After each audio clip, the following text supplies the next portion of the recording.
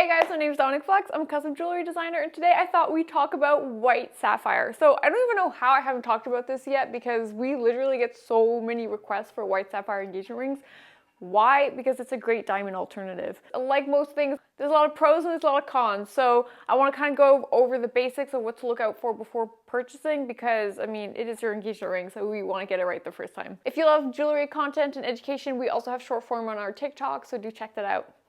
So the first thing we're going to start with is really the color because, you know, we are saying a colorless sapphire or quote unquote white sapphire, but a lot of times they do have slight undertones, which is super important. Just like diamond, when you're buying a colorless diamond, it's graded, you know, from color D all the way to Z. And the closer you go down that scale, the more yellow and saturated it becomes. And so it's the same for colorless sapphire.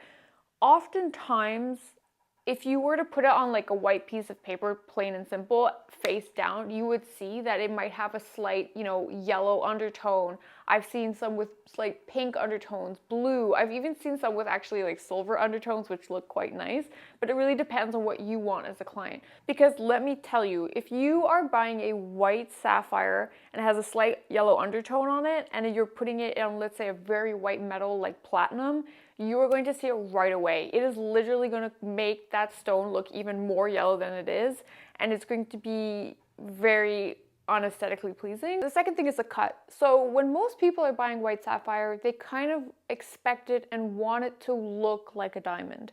The biggest differentiating thing I feel is when you look at the cuts, they're often different.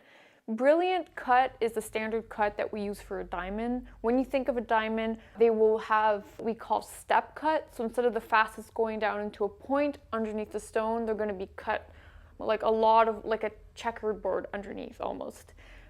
That is going to impact the aesthetic of the stone. And so you really need to be clear if what you're looking for is a brilliant cut stone, and you need to give your jeweler or you need to give us more time in order to source that.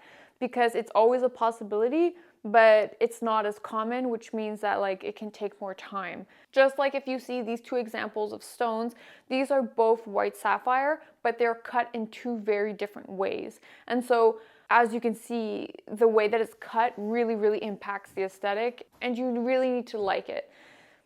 The second thing why the cut is important is it's going to impact the brilliance. If it isn't cut properly, the facets won't reflect the light properly, which means that your sparkliness is going to go down. It's not going to be as sparkly, it's not going to be as desirable as you want. This is especially important because that is one of the main ways you can tell the difference between a diamond and a white sapphire. A diamond has a higher refractive index than a sapphire does. Because it has a higher refractive index, the white sapphire won't sparkle as much just naturally. So even if you have two stones that are perfectly cut the same way, the white sapphire will always sparkle less. So having a good cut is super important. Clarity, I'm just going to touch on quite quickly because it's pretty straightforward. Obviously, you do want a stone that has a nicer clarity. You know, buying a white sapphire is significantly less expensive than a diamond, so you can often allow yourself the opportunity to buy a higher quality material. So do try to find something of good clarity. Lastly, I would say the carat weights. The carat weight is interesting for white sapphire because if you're looking for a larger stone, which most people are, sometimes it can get a little bit tricky. Because white sapphire is like a fifth of the cost of diamond, a lot of times it allows people to have a much larger carat weight for the same price point. That being said, white sapphire in the 1 to 2 carat range is very easy to find. Of course, if you're looking for specialty shapes, it can be trickier, but overall, you know, we can find supply. Once you start going into 2.5 and up, that's when it starts to get tricky. And it's actually really particular to white sapphire because white sapphire of high quality and high carat weight will oftentimes be taken by the suppliers and heated. Because if you're not familiar with sapphires, 95% of the sapphires on the market have been heat treated. This is a totally standard practice, but basically what they'll do is they'll literally, what it sounds like, they'll take the stone, they'll heat it, and in heating it, it will literally change the color. If you were to say take a 1 carat white sapphire, you could probably sell it for, let's say, $800. If they were to take that same stone and heat it for it to turn blue, let's say not necessarily royal blue, but like a nice saturated blue, they could then sell it for, let's say, 3,000 a carat. So it is more desirable for vendors to actually enhance the color of these stones in order to sell it for a higher value. And that is exactly what they do with larger white sapphire. As soon as they have white sapphire over 3 carat of high quality, meaning like no imperfections, no strong color zoning, things like that, they will literally do that, which means that there's very few white sapphire of large carat weights. I mean, you can still find it, but it's an instance that you will need to give us more time. Like I had recently done a white sapphire ring for a client. They wanted a ultra skinny oval. So it's a very specific cut that is more common within diamonds than it is for colored gemstones. Having that ultra skinny cut, we actually had to take, you know, an 8 carat white sapphire and shave it down to about 5.5 carats for that client specifically, because we just can't find them. So we had to have a custom cut. So those are those kinds of instances where when you're looking for something specific, when you're looking for, you know, 4, 5, 6 carats, you need to give us more time. So now that we've covered kind of like the basics of what to look out for in terms of quality, let's go into more of the prices.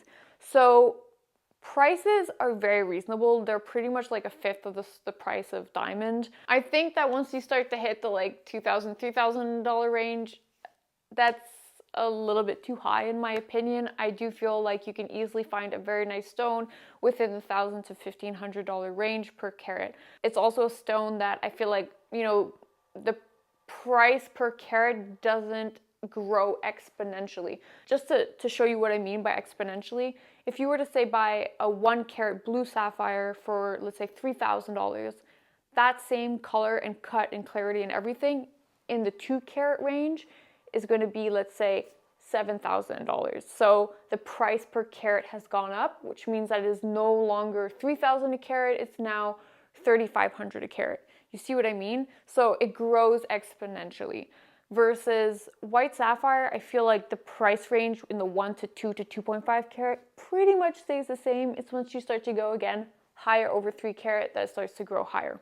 So you can still get very nice stones at very adequate prices. Of course, if you go into like the 500 per carat, your stone's gonna look a little wonky.